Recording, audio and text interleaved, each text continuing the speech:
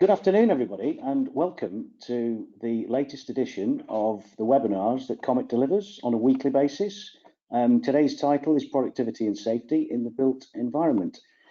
We have got a very interesting interactive session with industry experts Sue Butcher, Paul Wilkinson and Andrew Lambert. We have a panel session that we will run at the end, but first I want to just take you through what we'll be delivering today. So our agenda is an intro from myself, a little bit about Commit, a bit about the topic, and a speaker introduction. Then I'll hand over to Sue. We'll talk about the human stories of change. That will be followed by Paul. We'll talk about the impact of technology. And then Andrew will talk a little bit about COVID wearables and how you can get involved in the project that we've currently got running. And then we've got a Q&A session. What I would ask is, if you've got any questions, don't leave them till the end. Fire them through as we progress, and we will read the questions out once we get to the 5:30 slot. And we'll pick the top questions. So the sooner you can get those in, the better. We have got a little bit of an opportunity to overrun. We call it the lock-in, and for those of you that are familiar with the Comet Happy Hour, we've been doing this for some time now, and it's a little opportunity in a relaxed atmosphere to carry over and ask further questions, and it has actually proved quite valuable in the previous months. So please, fire your questions in. I recommend that. What was I going to say now? The session's been recorded. I must tell you that. Okay. So just moving on to the next slide. A little bit about Commit. Commit is a collaboration platform that brings owners, construction organisations, vendors, solution providers, research and development through academia together to develop solutions. And the Behaviour, you see the logo in the top right. Behaviour is a project formed from. It was a funded project, government-funded project that EMS and Commit got together and formed this project, and it's as the result of in response to the COVID-19. We call it the track and trace. Andrew will talk a little bit more about that as in his session, which is the third one. But Commit has been around since 2003. As I say, it's a collaboration platform. It brings together various partners in industry to develop solutions and create enablement. We have been running successfully the happy hours. We were doing this weekly. We're now doing it bi-weekly. They are every Friday at 3:30. There's been some really interesting topics, subjects, and discussion created. It underpins what Commit is all about, and that is improving productivity. I suggest you have a look at that. It's a great opportunity to get involved and improve productivity wherever you are, whatever you do. The areas that we currently look at cover everything from project controls to emerging systems and technology. Taking emerging systems and looking at things like AI, blockchain. Got 1 minute, Stuart. Okay. At the end, we've got this lock-in to continue and ask more questions. So please do stick around for that if you can. Talking about the project, please check this out. I don't know if you can see the information in the bottom right corner, but please check that out. That is our project, Behaviour. Now, if I can just give a quick intro to the panelists. We've got Sue. Sue Butcher is the Director of Communications for Just Practicing Limited. Sue trains an architect and managed 3 successful architects practices during the 90s and the noughties, as she points out. She then set up a consultancy firm from home in 2011 and supports construction companies and associations to improve their online communications. Thanks very much, Sue, for joining. Sue's very active in the Comet world too. Thank you, Sue, for coming on today. Next up, we've got Paul. Just 1 second. That's time, Stuart. Paul Wilkinson has been working in the UK construction since 1987, started with 11 years in professional services, PR and marketing before moving on to construction technology PR. He was head of communications at construction software as a service startup for 10 years. Thanks very much for joining us today, Paul. Great to have you on the team. We've then got Andrew. Andrew is the founder and CEO of Electronic Media Services Limited, and he's also a partner in this project, Behaviour. Andrew is a chartered engineer and an experienced broad-level executive with a proven track record of developing new technology to solve business problems, with extensive practical experience of working in Europe and Asia. Thanks for joining us on the team today, Andrew. So what I'm going to do now is I'm going to hand over to Sue, and Sue will take us through the behavioural effects. Sue, over to you. Thank you. Thanks very much, Stuart. So yes, as he says, I've been asked to talk about the behavioural effects on productivity. And whatever your current challenge is that you're facing at the moment, if it involves human beings, then technology is normally only a small part of the solution. The major part is going to be human behaviour, and that's why really we need to talk about that too. Could you go to the next slide, please, Stuart? Now, I began learning about remote technology, which we're going to be talking about today, when I still had an office job, but I had to work from home for nearly a year in 2010 because I was unable to travel. And that taught me a lot. And then I set up my consultancy from my home a year later. And since then, I've learned how to adjust to a very different working life, changing relationships and changing client needs, and including how clients have been coping with communication changes during this pandemic. I work with all sorts of people going through the crisis and their teams. And I've also talked to a lot of people in the last week who've been very kindly sharing with me how they've managed with their staff and with their bosses. So here are my tips on how you as an employer can help people deal with the behavioural aspects of the new normal, as we call it. Next slide, please. Now, the first thing to say is there is no such thing as normal. And that's because different people have different emotional responses to any crisis. And different people are in different situations, and they have different characters. There really isn't a one size fits all. Next slide, please. In construction, we're starting from a very poor standpoint, even before the effects of the lockdown. So the CIOB Mental Health in the Built Environment Survey, which was published in May, found that 87% of respondents had experienced anxiety in the past year. So that's the year to May 2020. And then in June, Nuffield Health reported that around 80% of people in Britain working from home felt lockdown had had a negative impact on their mental health, and a quarter of those said they were finding it difficult to cope with the emotional challenges of isolation. And in July, Mind surveyed 14,000 adults over 25 and found that isolation was playing a major part in their mental health deterioration. And a lot of that is about meeting people, friends, family, colleagues, not being able to get out and see people. And last month, my local county council actually declared that they were expecting depression and anxiety to affect up to 4 in 10 of the population of Essex. I don't know if that says anything about Essex, but there we are. Next slide, please. It's important to remember that there is a reason for anxiety amongst construction workers, not least because many sites have remained open or have reopened relatively quickly.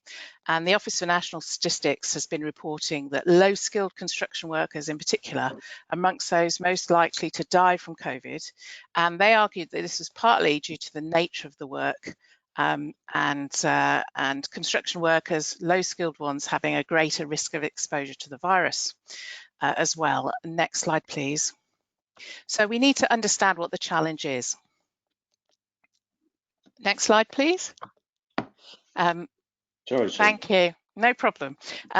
Okay, so let's think about the difference between stress and anxiety. Now, stress is a response to an external cause that subsides when the stressor is removed. And this is a graph from the CIOB survey too. But anxiety is a mental illness of persistent excessive worries that don't go away when the stressor is removed. So some stress can be helpful, but not managing stressors can lead to anxiety. And if we understand what the stressors are, we can remove them, and then we can help reduce the risk of developing an anxiety disorder. Okay, let's have a look at a few obvious stressors, really. Next slide, please. The first is social interaction. One of our biggest behavioural changes is that social interaction as we know it is no longer available to many people. And we've been cut off from our family, from our friends, from our colleagues. And much of our industry, of course, in particular, depends on socialising, be it handshakes, drinking, golf. We spend a lot of time actually glad-handing people. Next slide, please.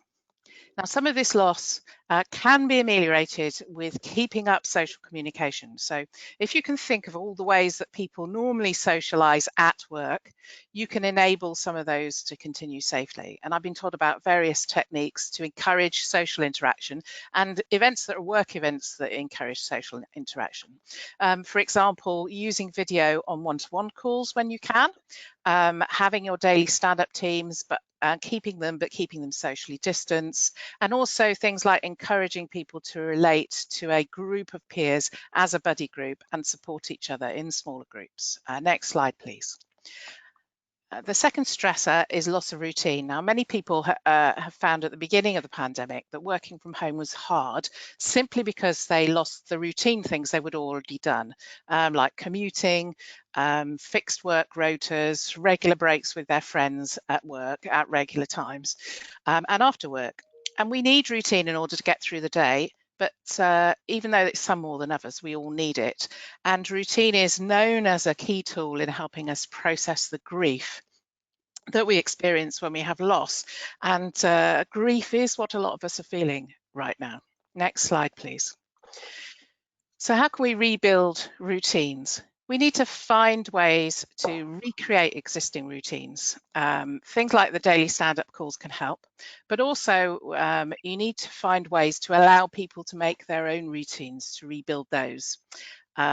So you need to be flexible about when and how people work and make sure that they have the facilities that they need, whatever their individual circumstances are. And I'll come to that a little bit more in a minute. Next slide, please. Now, home life can be challenging. Now, whether you're working from home or not, home itself can really bring practical challenges for you as an individual. And many of us have suddenly been spending time with people that we really don't usually spend that much time with. And that's been rather difficult for some of us. And many of us have been coping for months with homeschooling, supporting vulnerable relatives, and of course, loss of income. All very private matters, but they're now impinging on our work, particularly as people are going back to work. Next slide, please. Now, the key to managing home life related stressors is to be flexible. And because some people simply will not have the bandwidth and will need space or support to enable them to cope. And others won't be able to afford to go on furlough, for example, or they may be particularly anxious about coming to work. And I spoke to the director of a demolition contractor yesterday, who a really great example. And he recognised that his site teams who were travelling to site in vans weren't able to do that safely, so he needed the company to provide more vehicles, and a lot of individuals are now travelling in company vehicles to site, but also discovered that some of the staff actually can't drive, and for those arranged alternatives, pairings, more PPE and so on. And another thing you ought to consider is that some people, and this slide is an example, can't always be at their desk in front of a camera. They can't always have a video call. So do you actually have to have video on for everyone? That's how we need to be flexible. Next slide, please. Now, looking at all of these examples is that you really need to know when people need space and flexibility in order to make it work. And the key to that is to learn how to practice active listening, and that is listening for people's emotions. Now, many of us, especially if we're in a hurry, we don't really listen for the point of view of the person we're listening to. If we listen for emotions, then we'll be able to discern the genuine need that's there. We need to give people space to say those things, but we also need to be able to hear them. Next slide, please. And a really good example of this is that people need to feel safe. And Andrew was talking about this when we were planning this session. Different people have different definitions of what it means to them to feel safe. And in a working environment, it has been shown that high-performing teams need to have what's known as psychological safety. That's a belief that you won't be punished if you make a mistake. and there's a link there to an article about that. And of course, that's even more important now than it ever has been. So think about what would make people feel safer, not just what will make them be safer. Okay, next slide, please. And good listening will also identify who needs support to challenge behaviour that they're not comfortable with. So, for example, some people are more sensitive to how close people are standing to them than others. And you may be able to support people to cope with travelling to work or make it possible for people to come to work at different times. Some companies are not requiring people with vulnerable family members to travel at all or helping them reduce the risk of travelling. And being able to challenge behaviour requires a lot of support from other people in your team. Next slide, please. So all these examples, we're really talking about something's known as compassionate leadership. And this means taking responsibility for the well-being of the people that you're looking after and getting ready and ahead of potential problems before they occur. So active listening, make sure people feel they're listening to, but also what might be a problem next in the context of that conversation.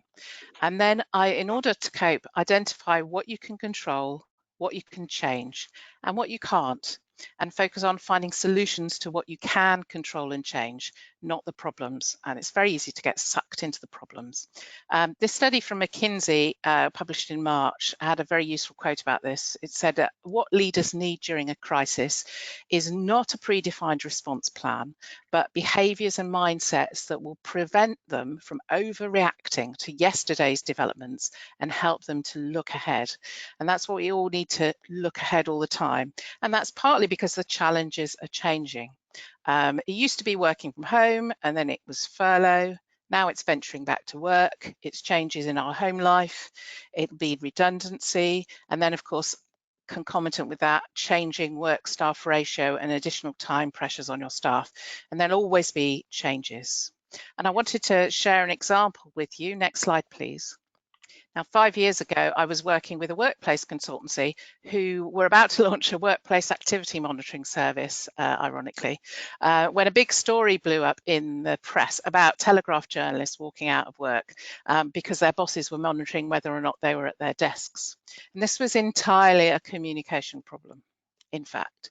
Now, 5 years on, I think, ironically, despite the increase in anxiety that we've got, people will probably be much more willing to be monitored now than they ever were 5 years ago, because the situation has changed, the circumstances have changed, the emotions have changed, and the needs have changed. Next slide, please. So that's it from me. I hope that's given you some food for thought and hopefully some questions to ask. So pop them in the box now, and I'll speak to you later. Thanks very much, Sue. That's very, very interesting. And I can see there's a few questions come in during that. Okay, I'm now going to hand over to Paul. I think, Paul, yours is the next slide up. There we are. Paul, over to you. Can you hear me? You're muted. Yeah, you're muted. Yeah. There you go. Right. Good afternoon, everybody. Thank you, Stuart. In talking about productivity in the built environment, I think it's good to realise really that this isn't a new issue. We've been talking about the problem for as long as I've been in the industry. The Latham report in '94, Egan in '98, Woolston Homes, Never Waste a Good Crisis. What a good title for the current situation. Hansford's Construction 2025 and Mark Farmer's Never Modernise or Die all revisit recurring themes of waste, inefficiency, disputes, low productivity. Next slide, Stuart. 1 second. Mark Farmer showed this diagram in his report, and what it essentially shows is UK construction productivity has flatlined since 1994, year of the Latham report. Contrast that with manufacturing, where output is about 50% greater than in 1994. But when an entire industry, and construction is 7% of GDP, when an entire industry flatlines, it hampers the entire economy. Next slide. And if we look at the world economy, construction is potentially going to be a $15 trillion industry by 2030. And we've seen huge adoption of IT across all industries, but construction is almost the outlier. It spends only about 1% of revenue on IT, and advanced manufacturing spends 10 times as much. Next slide. It's difficult to ignore the impacts of digitization on productivity. We've gradually digitized many of our daily activities, but construction processes and industry structures often remain very traditional and often quite paper-based. The McKinsey Global Institute's Digitization Index, you can see construction is right at the bottom, lagging all other industry sectors in terms of its digital competence. Next slide. Construction is digitizing, and we can see it's facing multiple digital disruptions. I won't talk about all of these. Mobile computing is transforming how, where, and what we communicate. We're creating data more quickly and in ever-rising volumes. Social media is changing our expectations regarding real-time communication and sharing. The cloud, a third of cloud enterprise spend on IT will be in the cloud by 2022. And by 2025, some estimates suggest we'll be interacting with the Internet of Things about once every 18 seconds. And the BIM change is ongoing, of course. Next slide. Let's just drill into the impact of some of those things. In 1995, only 4 out of every 10,000 people in the world had internet access. Roll forward 25 years, and we're now 53.6% of the world population has internet access. In the COVID world, pre-COVID world, we were online on our computers for about 3.5 hours a day. I would guess now that that number is appreciably greater, and we're not necessarily always switching to mobile devices to do that. Next slide, Stuart. We've also seen a shift towards mobile working, where the number of devices, where the competence of devices has improved immeasurably. I think in 1999 was the year of the first camera phone, the first GPS phone, the first phone with internet access. But it wasn't until 2007 that we first had the first touchscreen smartphone. So just 13 years ago, and the first tablet was in 2008. Next slide, Stuart. We've seen an explosion in tools to capture 2D and 3D images, and we're now sharing virtual and augmented realities on screen, in caves, and in headsets. Opportunities in some of those, for example, to do things like interactive safety training. Next slide.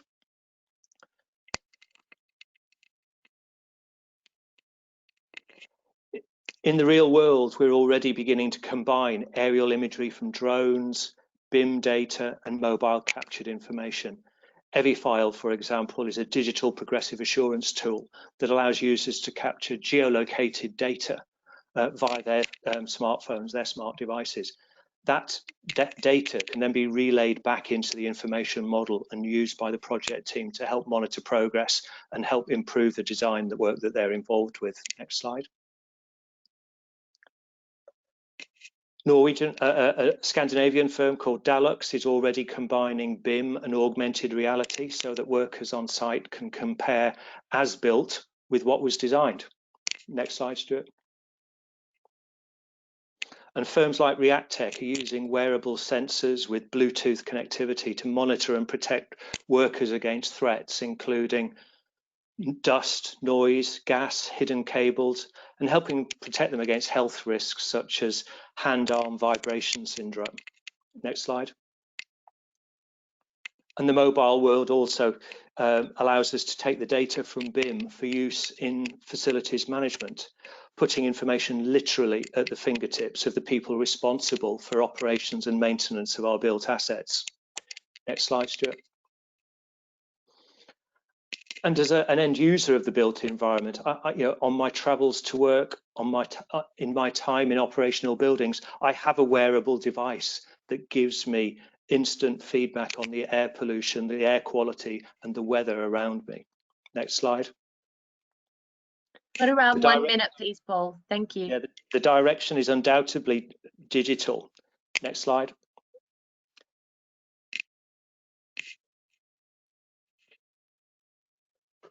As an industry, we're used to sharing documents. We now need to be moving towards sharing data. You know, the internet, a world based on international open standards, construction, a document-centric process where we often have to reformat information. Next slide. Successive government strategies have set about creating improvements, but it's not just about productivity, it's about lowering costs, delivering projects more quickly, lower carbon emissions, and making UK more competitive. Next slide. Digital Built Britain is where we're heading. We're combining construction with the information economy, smart cities, and business and professional services strategies. Next slide. And the targets that were set by pharma are now being embedded in things in the industrial strategy. Government is investing through the budget in modernisation. Whitehall is demanding better data to deliver economic, social and environmental good. And the construction sector deal is committing government to work together and modernise. Next slide. You're on time, Paul. Okay, so we've got these 3 investments in major areas of technology under the industrial strategy, and we're being urged to focus on procuring for value. And last month we saw the launch of the value toolkit. Next slide, final slide. And finally, the final driver of change is a response to the Grenfell disaster. Hackett highlighted opportunities for better use of data, mandatory use of data for record keeping covering the life of buildings, and for digital records to be kept open. And another development in July, the emergence of a safety bill. In short, digital is going to be a key part of building a safer future and a more productive one. End.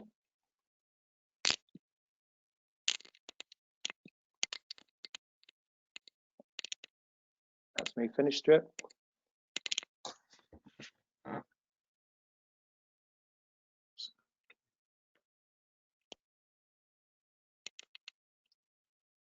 I think it's over to me. I'm Andrew Lambert.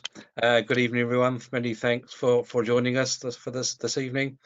I'm going to introduce Behaviour, which was a project that is part funded by an Innovate UK grant. Innovate UK put out a call for projects that can counter the effects of COVID-19 on societal or business challenges. And we, along with Commit, proposed a project titled Conquering COVID in Construction, a Safe Managed Return to Site. And the project aligns with the industrial strategy that Paul just mentioned. The principle behind the project is that there will be a management dashboard which will allow the site manager to see the location of workers, heat maps of where activity is on site. They'd get notifications if there are too many people in an area on a site, occupancy of welfare units, and track workers who've either reported symptoms, who've had positive tests, and also help with the HSE riddle reporting. Next slide. Stuart, next slide. Oh, thank you. So from a user point of view, it's a very simple system to use. The user completes a daily self-declaration. At the moment, it's very simple. It's have you had a test? Yes or no?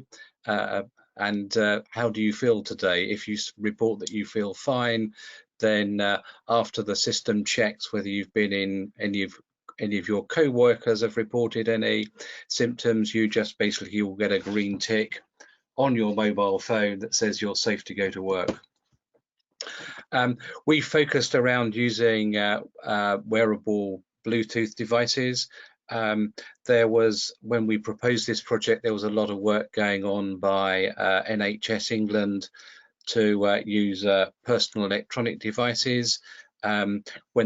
I thought their approach was never going to work, and when they trialled it on the Isle of Wight, they actually detected less than 5% of iOS users.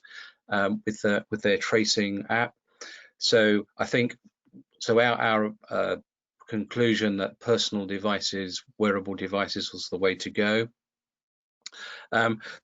We've got some bracelets at the moment. They will, if I can press the button here, they flash red when you've been too close together. Those events are recorded, and then they can get sent back to the cloud for analysis. Next slide, please. Stuart, next slide. So, have we jumped? We've jumped a slide, I think, Stuart. No, maybe we haven't. So there is a the essence of the system is that around the site, so the users will wear their bracelets. Around the site, we place some little Bluetooth stations. These talk to a gateway using LoRaWAN, and that will send data back to the cloud. The system has the ability to generate heat maps. So these can be used to identify areas on the site that might need cleaning from keeping the site sanitized, because it's where that you've got high volumes of people.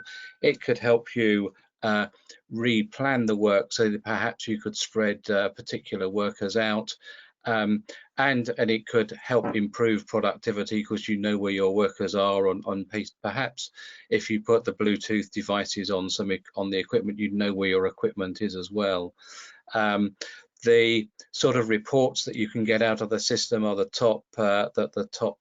users who have the most contacts, events recorded on their devices. You could also filter that by the sort of top department, so you would know whether it's the electricians, the plumbers, or the plasterers who are generating the most number of contacts, and you could look at their work patterns and see how you could improve the social distancing. You can also track the top location. So on the screen here, you can see the red hotspots where there's a lot of people active in those areas. And obviously, of course, from the track and trace point of view, you can get a report of those people who've reported positive tests and any other site visitors who've been in contact with those users. Next slide, please. Stuart, there we go. So where we are in the project, we've had a very rapid development process. We've got the Bluetooth devices on the wrists working. We have these Bluetooth stations that report back over LoRaWAN. We have the web app for reporting the daily symptoms, and our call to action really for tonight is we're looking for partners who will join the project and help with some trials. So you want sites where they could the users would do the daily reporting, wear the bracelets, and have the data reported back, so we can test the robustness of the bracelets. Of course, they work fine in my office, but we don't know what they're like on a construction site. Maybe we need a slightly more robust device, and also to understand what reports are useful out of the management portal. So with that, that's the end of my presentation. Stuart, back to you. It's gone very quiet, Stuart. Yeah, sorry about that. Thanks very much, Andrew. Thanks, Paul. Thanks, Sue. So we're now into questions, and let me bring everybody's webcam back up. Can you turn them back on? Yeah, we're all on. We're all on. We're all on. We're all on. Mics are all on, I think. Paul needs to unmute himself. Yes. Okay. Okay. We've got a few questions. Let me just head down the route of the first question. So this question is, what are the key challenges that the construction project teams are facing relating to productivity during this pandemic? Paul, I know you touched on a little bit. Let me, can you hear me? No, Paul. Paul can't. No. Just a second. Let me see if. His microphone's muted. You need to unmute yourself, Paul. You can't. You saying you can't. Has somebody else muted him? There you go. Right, yeah. Sorry, What happened? What happened? I think That's a the power in the sky muted me. Can you repeat the question again, Stuart? Technology challenge. Okay, so what are the key challenges construction project teams are facing related to productivity due to the pandemic at this time? Well, I'd say the main ones. Firstly, it's about managing the social distancing on construction sites is often a major challenge. You know, in many cases, we've had to adapt workplace processes where people have often worked very closely with one another, and some processes have required workers to work and collaborate within touching distance. Now, in some cases, we've had to work out new ways of delivering those kinds of work, but also how people route around sites. Some of our sites have had to be reconfigured for one-way working, for safe delivery of materials, tools, and equipment to various areas on the site. And all the processes of tracking people in and out of site and their movements around site also take up time. And so, these are issues which are affecting the productivity, certainly at a site level. And back in the offices, of course, we're used to collaborating face to face, and that is in some cases, the face-to-face meetings can be incredibly productive. Not necessarily as productive when we're having to deal with online meeting places, and sometimes the limitations, as we've seen this afternoon, of technology getting in the way of effective communicating, inadvertent muting, and other things. Oh, yeah. Yeah. Can I join in there? Yes, carry on, Sue. Yeah, I completely agree about the online meetings. Lots of people don't like them, and of course there is the whole sort of Zoom fatigue concept, where if you actually have to look at people all the time, that can be very exhausting. But in terms of on-site, the question about on-site, I think a lot of uncertainty about what was and was not safe was a big problem quite early on, and there was this is all a question of statistics really, and I think the need to go back to site where contractors were doing critical projects like refurbishment of hospitals, of course the Nightingale projects, but also schools that are in use, where you've got leaks and you've got major issues with health and safety. You can't just stop maintaining buildings. So there was all of that. That's accepted, but then what is a safe way to work? And there was some, at the time, I remember there was quite a lot of uncertainty about, distancing and PPE. What PPE, there's discussions about PPE still going on, aren't they really?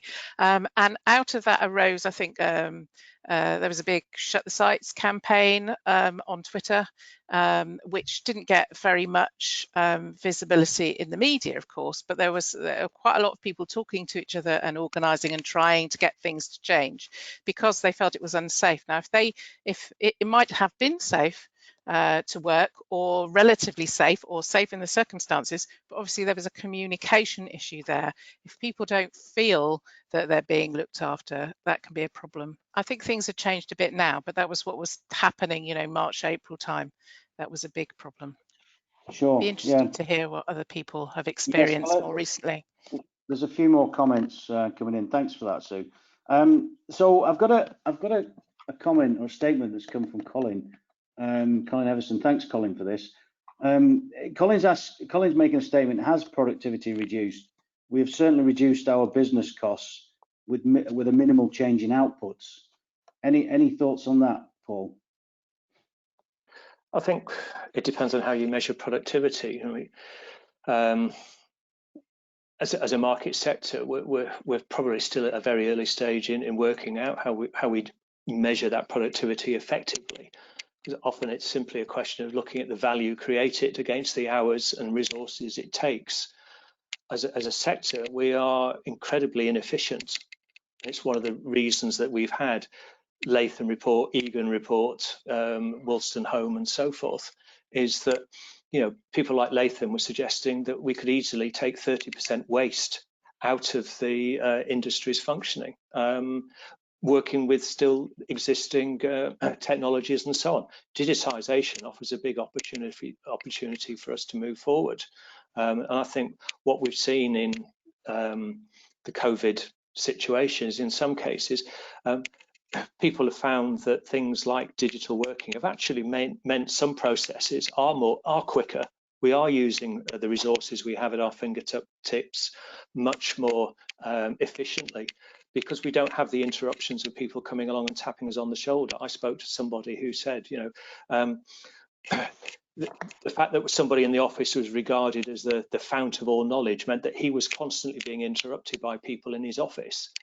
The minute he started working remotely, is that people couldn't tap him on the shoulder, and he was then able to respond in a timely way to the incoming calls without the unstructured interruptions that were taking place. So there can be some real positive advantages out of this way of working now.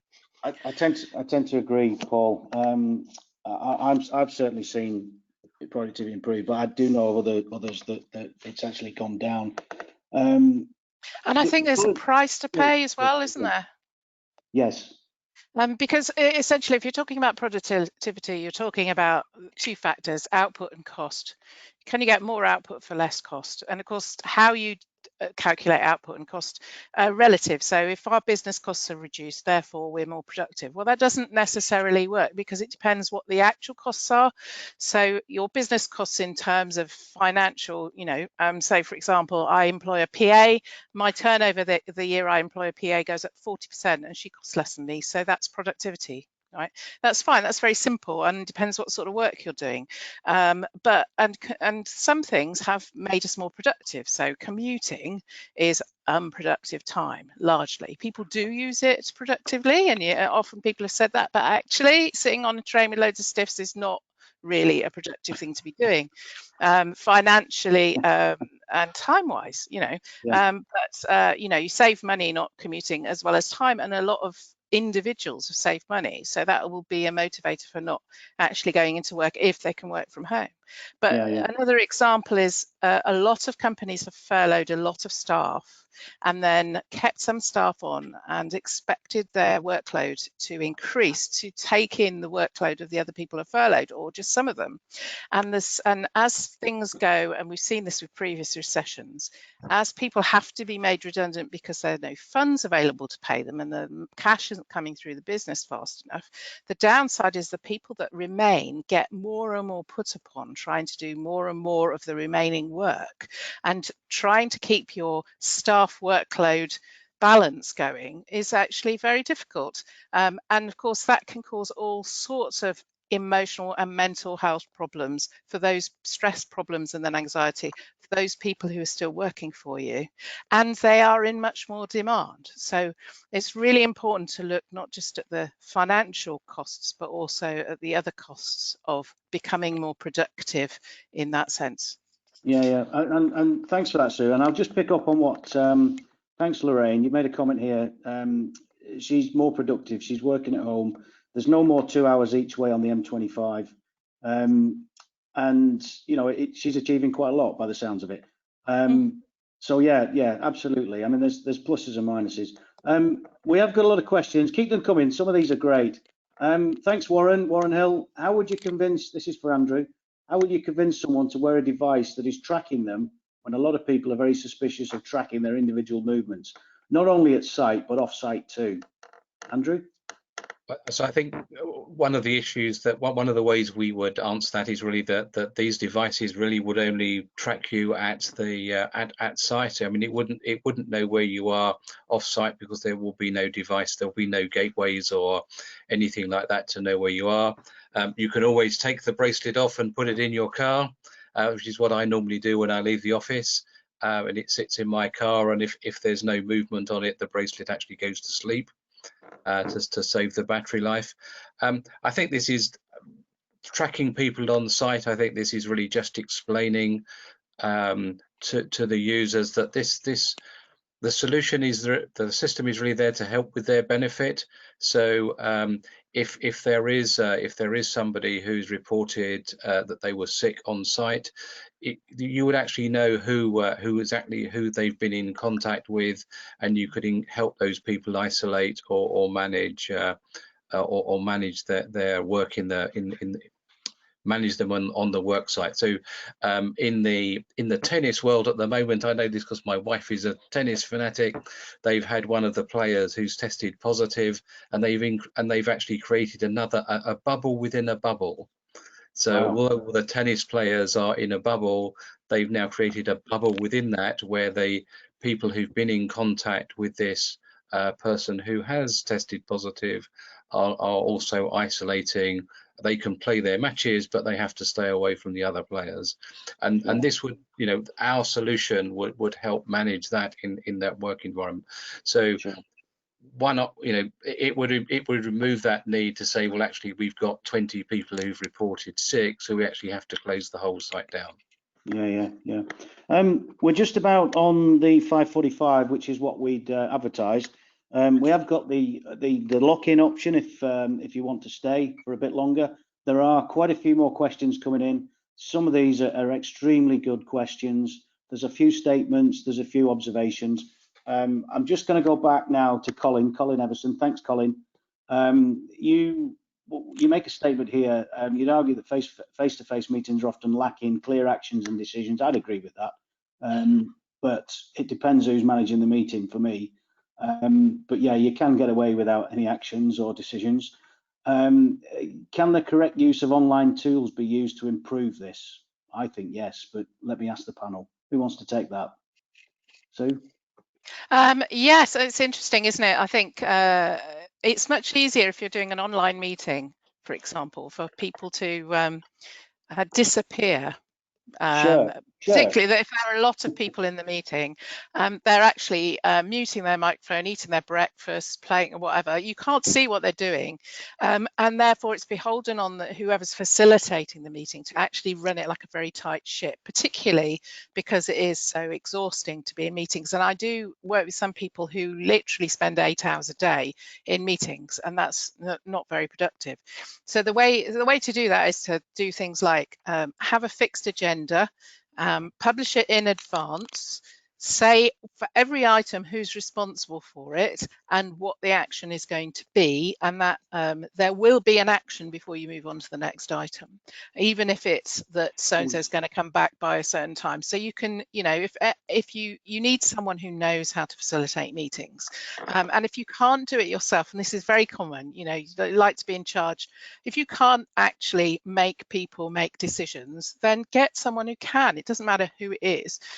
We're all professionals here, and it's a different skill to other skills that you may have. So it's important to be aware of that. Yeah, thank you, Sue. I agree. Colin, I know you've got another question there, and I'm going to come back to that in a moment. A question for Paul. This comes in from Alistair Rigdon. Thank you, Alistair. Regarding Hi, Alistair. Sorry, recognise the name. What are the default, most common present processes for cleaning all the high touch points, with many coming in and out of the buildings? Any products beyond spraying, fogging, etc.? Paul.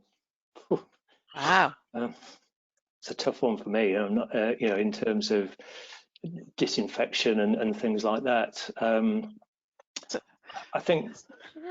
was going to say, I think one of the things that COVID has taught us is, in some cases, we need to change almost the way in which we interact with a building and touch it as little as possible. I was very conscious in the early days of going into shops. You do not lean on counters. Everything with your elbow. Yeah, everything with elbow. It's not shaking hands with people. Well, I was watching the early videos that the Construction Industry Council and others collaborated upon in terms of safe working practices. It was about people bringing their own pens. So when they signed in, they weren't using a shared pen that other people had touched. It was about having the hand sanitization points everywhere. People bringing their own sandwiches. and so on. So again, they didn't have to sit down in shared canteen spaces. And I think we're still facing some of those challenges even now. I think there are challenges also when it comes to handling the building products, because inevitably in some of the installation processes, there will be operatives who need to touch, albeit with gloves, usually, the same things. But there will be issues where they have to come in close proximity with each other, and it's difficult to screen. This is where we have some regulations in about use of face coverings, where workers are having to work in close proximity for more than a few minutes at a time. Sure. Anybody else want to add? One of the benefits of being able to track where people have been on site is you do actually know where to focus that cleaning activity. This has come up of some of the studies of office locations where they actually now only clean those places where people have been. They don't go around doing the antibacterial stuff in meeting rooms that have not been used, which would have been the norm in the past. Yeah, sure. And there are, I'm tweeting on the hashtag #BeAble webinar, by the way, and I remembered an article in Design back in April about door handles. So I've sent it on the hashtag and to Paul. It's an article about different designs for door handles where you don't have to use your hands to open the door. And there are ways of adapting existing door handles. And I'm sure that on construction sites that a lot of people are thinking about those things too.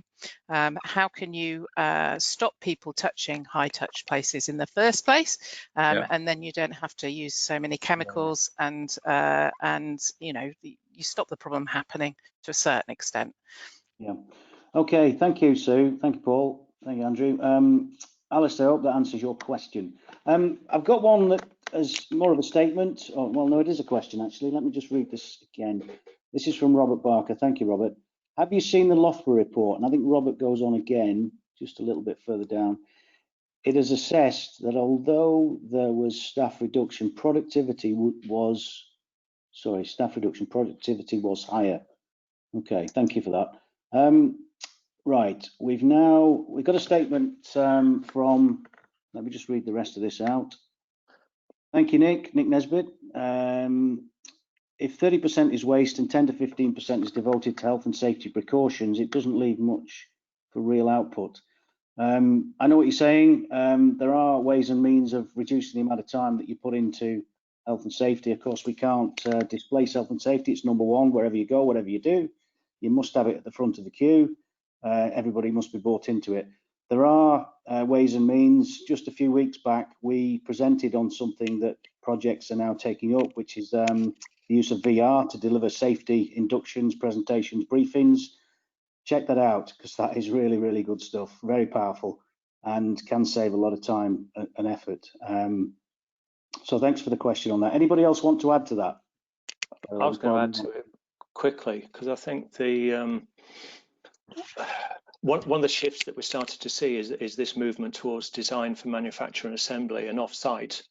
That has huge potential to reduce the number of operatives required on site to manage conventional sort of wet type processes by having most of the fabrication done in a factory type environment.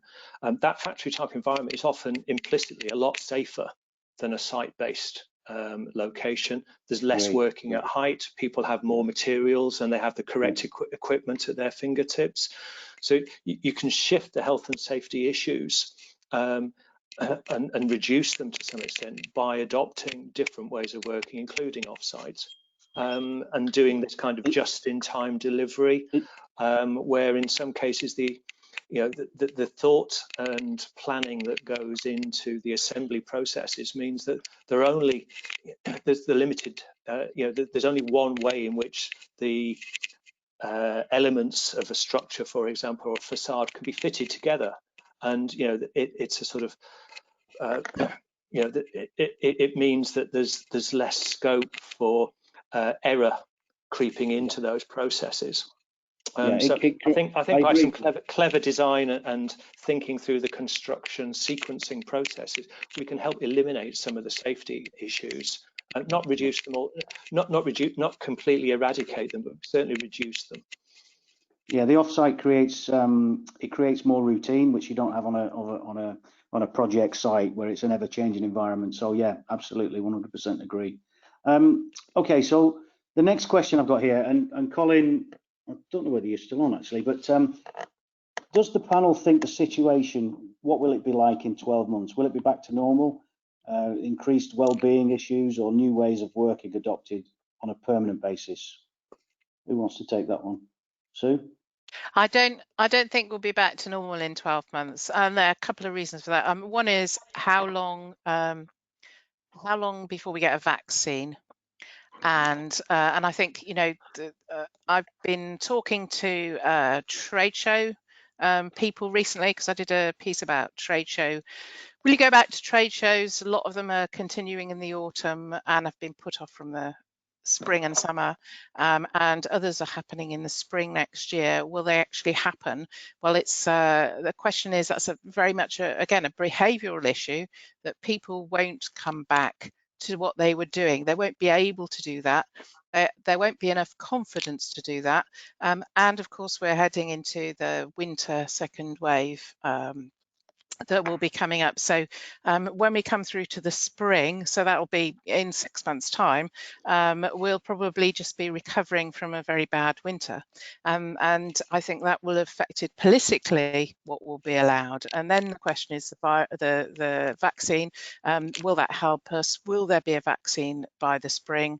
So I think in 12 months, it's unlikely that we'll be back to so-called normal, and I'm suspicious that there will ever be an actual normal again, in the sense that we won't go back to where we were. We'll go to somewhere else. It'll improve because we will have learned to cope, and in terms of, you know, we've also got the recession to face up to, and how that will affect the industry, and who in the industry will adapt in order to cope to get through that recession. So there are lots of variables there, but I think it's unlikely. Sure. Okay, I've got a question about data protection, and Karsten, thanks for sending this one. Data protection law requires evidence of a DPIA, data protection impact assessment, when there's a high risk to the rights and freedoms of people. Best done at a time of project conception and before going live. Are DPIAs available for the solutions shown here today? Andrew? I mean, we've certainly worked hard to make sure that it's very difficult to get any personal identifiable information if you're not an authorized user in the system. So the approach that we have really is sort of security by design, which is a thing that's pushed by the government. So to make sure that you're the system you're designing is secure in the first place, so that's about how you control access to that information. And I think what we'd like to do during the trial, if that happens, is understand what particular organizations want to do in terms of proving their in completing their data protection policies. I think we would adopt the same process that anybody like Microsoft or these other providers do. Is we have a sort of set of principles and an open and clear, transparent description of how any data is captured and how it's used. Sure. Yeah. Okay. Thank you for that. Lorraine makes a comment here. Have you seen the construction charity Lighthouse are offering free mental health courses at present? I think, Sue, you're nodding. Are you nodding to that? Yes, they are, and there are quite a lot of organisations in the mental health space at the moment. Lighthouse is a very good example of one, and they have a connection with now can I remember what they're called, Mates in Mind, and as well, and there are also a number of initiatives that individual contractors are doing and promoting, and working with their subcontractors on as well. But absolutely, Lighthouse is a very good example of information. I'll go and have a look and see if I can find a link to that, and I can share it on Twitter. Sure, yeah, thank you, Sue. Okay, a few more questions. Keep them coming in. We have, thanks, Nick. You've qualified what I was thinking. Nick comes back to his question about safety. 30% waste, 10 to 15 is devoted to health and safety. What Nick said is, I was voicing the popular perception, not my own. I thought that, Nick, actually. I did think, yeah. Thanks for qualifying. So Warren comes in, UVC can be used as long as there are no people in the building. Thanks, Warren. Alistair comes in again. Great point, Andrew. Re the heat maps. My question was loaded in that my company's product is a temporary antimicrobial cover that would suit these areas. Habits are hard to change, so not so easy to get people to change. Any you want to come back on that, Andrew? Yeah, people's habits and behaviours are very odd. I went into a pub the other day and the chap handed me the pen to fill the contact tracing thing in. Whereas I just refused. I didn't want to touch his pen because I didn't know where it had been. Sue has talked a lot about the behavioural issues and some of the things you have to do to support workers and encourage that behavioural change. Sure. Lorraine has shared the website for the Lighthouse Club, but I think it's lighthouseclub.org. I can't see the rest of it. Oh, mental-health-first-aid-training / I'll try and put that in the end box, actually, in the comments, unless you've already done it, Sue. I've just tweeted it under the Okay. Be Able webinar hashtag. Okay. Right. Okay. One question. Right. Okay. So I think, Sue, this might have been in response to you, or it might have been Paul's, actually. I can't remember. But okay. Further to the explanation, would you please elaborate in what areas BIM can assist in the pandemic right now and how? Who wants to take that, Sue? Paul? I think that's a Paul question. I think it is probably a one for me. Have I read that right? Yeah, over to you, Paul. Yeah. I think it's touching on a range of BIM is just part of a range of digital process changes that we're in the midst of making now. BIM enables us, for example, if we think about it more than just being a 3D technology, we can start to think of it as a process supporting a range of activities which take place over time. So we can start to look at, for example, sequencing of activities so that we can design buildings where the construction and installation of components into the structures requires fewer people. But I think at the very outset, in the new sort of post-COVID world, if there ever is a post-COVID world, we might exist in a perpetual COVID world, but we might then need to be designing using BIM to create spaces where people can effectively socially distance and where we're able to track people movements through those spaces and maybe use the kinds of heat map technologies that Andrew's been talking about so that we can monitor how well people process through pinch points. Typical things in London Underground stations will be escalators and the ticket gate areas, for example. BIM as a process enables us to bring in technologies which allow us to track the movement of individuals using both modeling and CCTV type camera data, and optimize the designs of those spaces so that people can safely socially distance in that kind of environment. So, I think there's a number of ways in which it can be deployed to help create a safer and healthier ways of working, ways of traveling, ways of interacting with the building and with the other people in that building. Sure. Okay, thank you, Paul. Okay, Alistair comes back in. Yes, you can get a final mention, Alistair, no problem. Product placement, steristick.co.uk. There you go, I've mentioned it.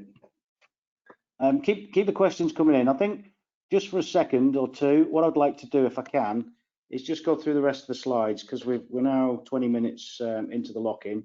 So if you don't mind, I'll just do the other slides. So we're into the Q&A. Bear with me. I want to just mention again, we are looking for trial partners for the Behaviour project. So just follow what we're saying on the screen there. There is a link. Just 1 second. So it's beable.tech/ if you can have a look at that, or it's actually on the commit website as well. So, okay, I want to say thank you to Sue, Paul, and Andrew, and also today's attendees, and for all the lovely questions.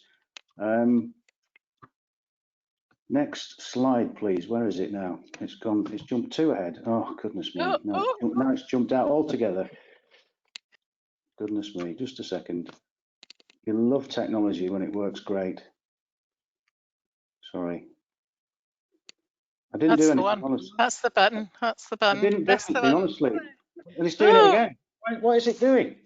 It's a keyboard issue, I think. Have you got something resting on your keyboard?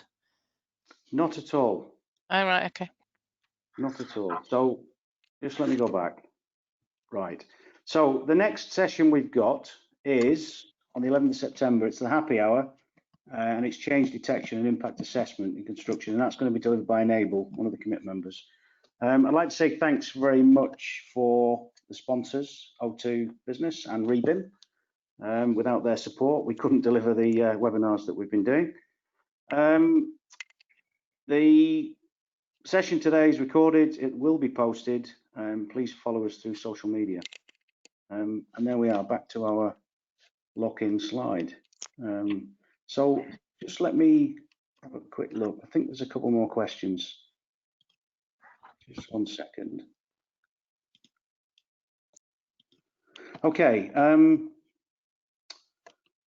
Right. Actually, there's no more questions. It's showing there is, but okay. So final thoughts then, if I can go around the room. Andrew, would you like to pitch in? Anything else to add to what we've already said? No, I think I would certainly agree with Sue. I don't think COVID-19 is going to go away anytime soon. The Russians are already on their second vaccine, which has less side effects than the first.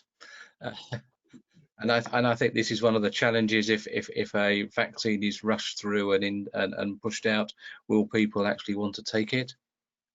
I also agree. I don't think work will ever go back to exactly the way it was. We will get back to something that looked similar, but it will be different. Yeah, sure. I'm hearing quite a lot of that. Yeah, Sue. Yeah, I just wanted to say thank you to everyone for their fascinating questions and for their input. I'm sure there are lots of things that people have got to say that they haven't had a chance to on this topic. So feel free to come on Twitter and use the hashtag #BeAbleWebinar and talk to us. You'll find everyone's handles there as well, so they can all join in. Brilliant, thanks, Sue. Paul, over to you. Yeah. I'd like to go back to almost the question about, the suspicion that people might have about wearing devices where people can be tracked. Contrast that with the voluntary wearing of Fitbits and fitness watches and things like that. Many people do that for reasons of, joining in with other people in a community of fitness trackers and runners. I'm a runner, so share my running routes with other people. The reason there is this suspicion, unfortunately, I think is partly down to historic reasons of labour relations within the industry, and then we've had, unfortunately, instances where workers have been blacklisted in the past for raising health and safety concerns. And you know, I think we're, to some extent, we're reaping the sad rewards of a culture where employers did abuse their workers in that way, preventing them, raising those concerns, seeing them as troublemakers. You know, it would be great if in the post-COVID world, or even if it's not post-COVID, we had that same kind of neighbourliness that we saw in the very early days of the pandemic, and that kind of community sharing and looking out for one another penetrated into the workplace and into our construction site teams and so on, with people looking out for each other and recognizing they had a mutual obligation to look after each other's health and well-being.